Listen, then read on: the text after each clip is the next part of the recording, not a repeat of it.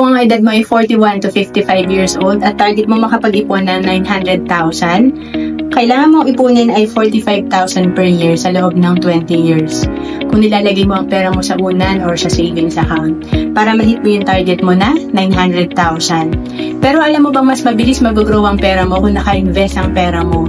Na kagaya sa Kaiser na instead na 20 years ka mag-iipon, dito 7 years ka lang mag-iipon ng 45,000 per year, and ang projected fund mo after 20 years ay nasa 875,000. Magbigay tayo ng sample kung nag-start ka at age of 46 sa Kaiser. Pag edad mo ng 75, ikaw ay may projected fund na 2 million.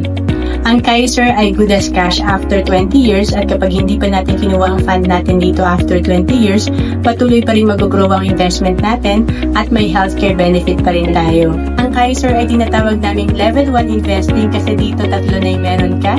Meron kang investment, healthcare at life insurance. Ito rin yung sinimulan kong savings program noong 2012. And kung OFW ka, pwede ka mag-apply sa Kaiser online. To know more about Kaiser, message mo na ako sa FB, Roan Celis Capistrano.